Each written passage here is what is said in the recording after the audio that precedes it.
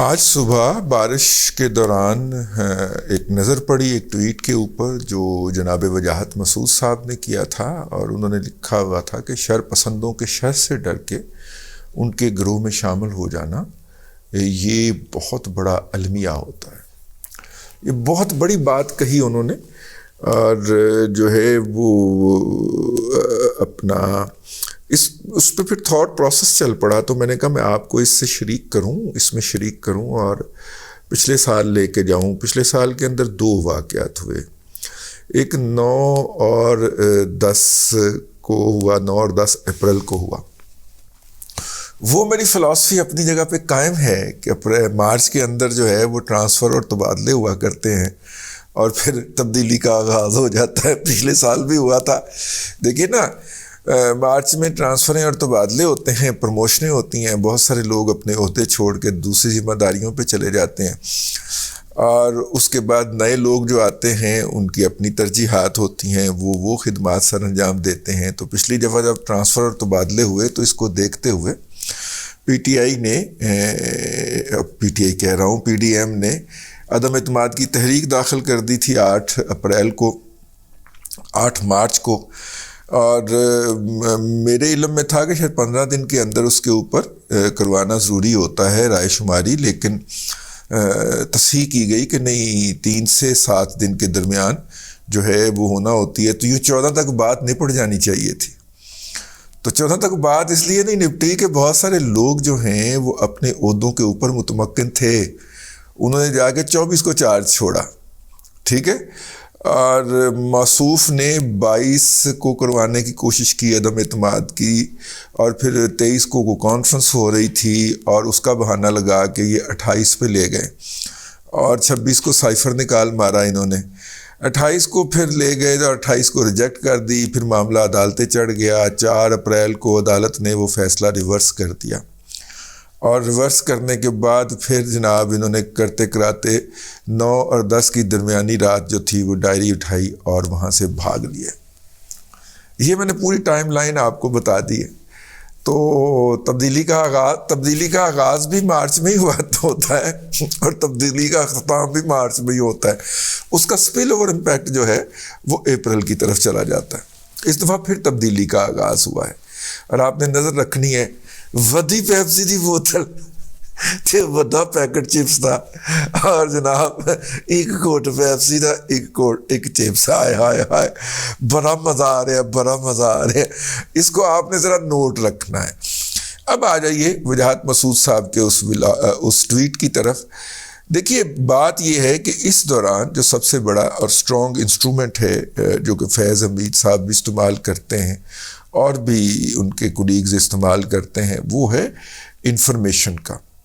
فیض حمید صاحب نے اب تو جنرل قمر جاوید باجوہ صاحب نے انکشاف فرما دیا، ہم بہت پہلے اس کے بارے میں عرض کر چکے ہوئے ہیں۔ فیض حمید صاحب نے جنرل قمر جاوید باجوہ صاحب نے اس کی تصدیق فرما دی کہ کس طرح کے نکھد اور نلائق اور بونگے لوگوں کو، ڈنگر لوگوں کو جو ان کے کہنے کے اوپر چل سکیں، ان کو انہوں نے جرنلسٹ بنایا اور فیلڈ میں بھی لے کے گئے۔ فیلڈ میں لے کے مطلب کہ آرمی کی انسٹالیشنز کو اندر سے دکھایا، حالانکہ جرنلسٹ کا کیا کام ہے آرمی کی انسٹالیشن کو اندر سے دیکھنے کا، لیکن جو دکھانے والا ہے اس کا اپنا یہ لیول ہے نا، دکھانے والے کا یہ لیول ہے، اور وہ جو ہے وہ اس کو وہی دکھائے گا جو اس کے خیال میں اس کے پاس بیسٹ آف دا بیسٹ ہوگا۔ دیکھیے، آپ کسی کی طرف چلے جاتے ہیں تو آپ کا میزبان جو ہے وہ آپ کو اپنی اچیومنٹس دکھا رہا ہوتا ہے جو اس کے خیال میں بیسٹ آف دا بیسٹ ہوتی ہے۔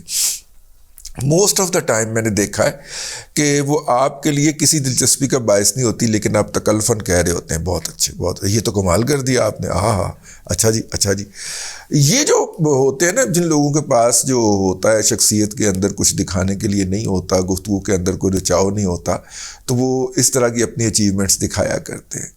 ہاں، وہ الگ بات ہے کہ جب ان کے ٹیبل کے اوپر کوئی چیز سجی ہو تو وہ آپ کہیں کہ یہ کیا ہے، تو وہ پھر آپ کو بتا دیں تو اچھی بات ہے، لیکن جو لوگ اپنے اصرار کر کے دکھاتے ہیں نا، اس کا مطلب یہی ہوتا ہے کہ شخصیت کھوکھلی ہے، ماٹھی ہے۔ تو خیر، یہ تھا اپنا ہیونگ سیڈ دیٹ۔ دیکھیے جو ہے پروپیگنڈے کا پروجیکٹ تھا 5th جنریشن ہائیبرڈ وار. اور اب تو جیسا کہ میں نے عرض کیا کہ جنرل باجوہ صاحب نے بتا بھی دیا ہے کہ کس طرح انہوں نے اس کو اسٹیبلش کیا اور اس اسٹیبلشمنٹ کے ذریعے انہوں نے یہ سارا کام کیا. آج مسرت احمد زیب صاحبہ کا بھی ولاگ ایک ٹویٹ نظر سے گزرا. انہوں نے بتایا کہ جی ہر مرحلے کے اوپر جناب فلاں جگہ کے اوپر جنرل فیض جیتا، فلاں کے اوپر فیض جیتا. فیض کہاں ہے آج کل؟ فیض چکوال میں ہے.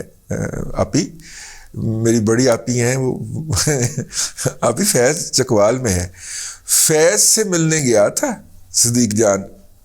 مطلب یہ اگرچہ اس کا ثبوت کوئی نہیں ہے لیکن وہ اس نے آگے ساری انفارمیشن جو کہا جا رہا ہے یہ انٹیلیجنس کے حلقوں کے اندر کہ چونکہ فیض صاحب نے سارے کمیونیکیشن کے اوپر بگنگ خود لگائی ہوئی ہے نا، ٹیلی فونوں کی ریکارڈنگ ساری انہوں نے خود انسٹال کی ہوئی ہے تو انہیں پتہ ہے، تو وہ فون کے ذریعے ہدایات نہیں دیتے، بندہ جاتا ہے لینے کے لیے.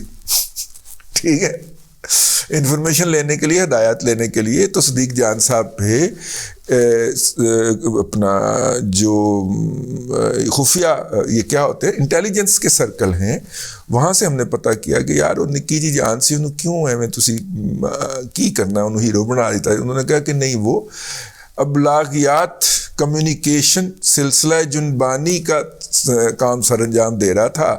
فیض صاحب جو بناتے تھے اسلام آباد والوں کے لیے، جو انہوں نے اسٹریٹجی بنائی تھی، وہ اسٹریٹجی لا کے اس نے اسلام آباد والوں کو وہاں پہ جنہوں نے فساد پھیلانا تھا ان کو ڈیلیور کی تھی. تو لہٰذا ضروری خیال کیا گیا کہ اس کمیونیکیشن کی لائن کو کاٹ دیا جائے. تو اس لیے ان کو ذرا پرے کیا گیا تاکہ دیکھیں نا، جیسے ہی وہ موصوف گرفتار ہوئے ہیں تو پھر پی ٹی آئی کے کتنے لوگ گرفتار ہوئے ہیں اسلام آباد کے اندر. ذرا تھوڑا سا اس کو ہم آبویس پہ آ جاتے ہیں نا. 350 سے زیادہ بندہ پکڑ لیا اسلام آباد پولیس نے اور ابھی تک پی ٹی آئی جو ہے اس کے اوپر شور وور نہیں مچا پا رہی. کیا خیال ہے؟ کچھ غور کیا آپ نے؟ اس پہ پی ٹی آئی شور نہیں مچا پا رہی کہ وہ جو 350 وہ بھی تو کسی کے بچے ہیں نا یار، ان کی رہائی کے لیے بھی تو ٹرینڈ چلنا چاہیے نا. نہیں چل رہا. غور کرنا ہے آپ نے، جو چیزیں نظر آ رہی ہیں ان پہ غور کرنا ہے. تو اس کا مطلب ہے کہیں سے کوئی رابطہ ٹوٹا ہے. آج جو ہے وہ گل بخاری نے فواد چودھری کو ٹانٹ کی کہ آپ کے ٹویٹوں میں سے ڈرٹی ہیری، حاجی صاحب اور اس طرح کے دوسرے القابات جو ہیں، مسٹر ایکس، مسٹر وائی، وہ غائب ہو گئے. کدھر گئے ہیں؟ تو ٹانٹ تو مطلب بی بی کو کرنا چاہیے نا، ہے نا. ہاں تو خیر یہ ہے جی اب تک کی داستان. تو پروپیگنڈے سے گھبرانا نہیں چاہیے. پروپیگنڈے کی فلڈ کے اندر جو اگر آپ جو ہے وہ کھڑے ہیں، پروپیگنڈے کے فلڈ کے اندر کھڑے ہونا ہی اہل رائے، اہل نظر اور اہل علم کا جو ہوتا ہے وہ ہتھیار ہوتا ہے. وہ اس طرح کی جو جھکڑ چلتے ہیں جھوٹ کے، وہ ان جھوٹ کے جھکڑوں کے سامنے نہیں کرتے، وہ کیا کہتے ہیں جی اس کو، سرنڈر نہیں کرتے. وہ ان کے سامنے سینہ تان کے کھڑے رہتے ہیں. تو جھوٹ کے جھکڑ ہیں جی جو اس وقت اپنے آخری دموں پہ ہیں اور وہ چل رہے ہیں، دھڑا دھڑ چل رہے ہیں.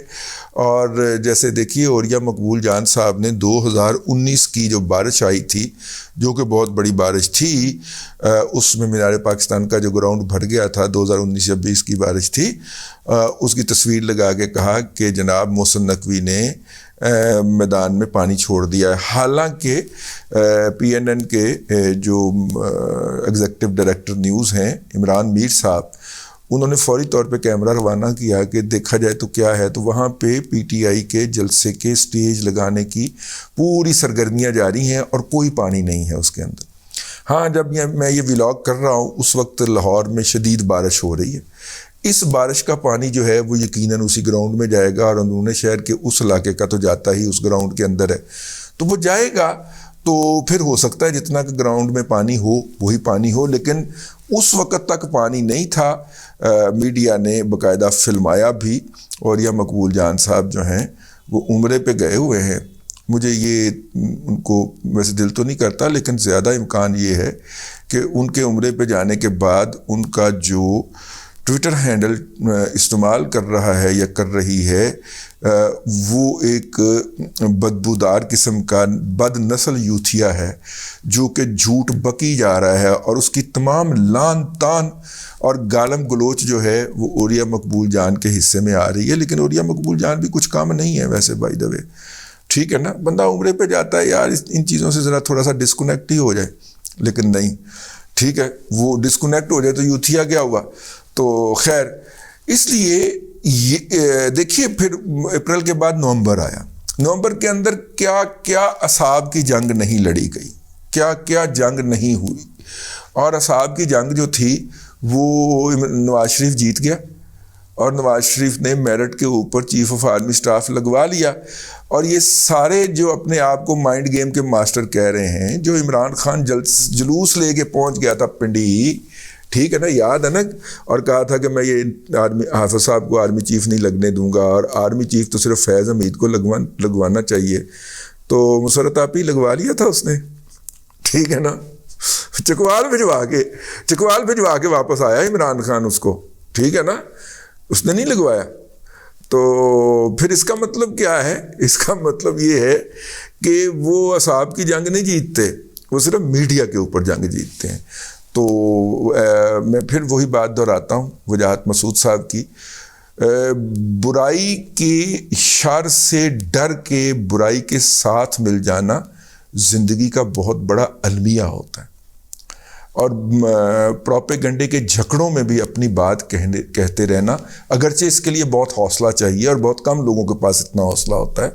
اپنی بات کہتے رہنا، حق اور سچ کی شمع یا دیا جلائے رکھنا ہی اصل میں آپ کے ایک مضبوط با کردار اور پڑھے لکھے انسان ہونے کی دلیل ہے. فلسفہ یہی ہو گیا آج ویسے، ہے نا. اب تک کے لیے اتنا ہی، اگلے ولاگ کے اندر پھر حاضری ہوتی ہے. اللہ تبارک و تعالیٰ آپ کو آسانیاں عطا کرے اور آسانیاں خلق خدا میں تقسیم کرنے کی توفیق عطا کرے.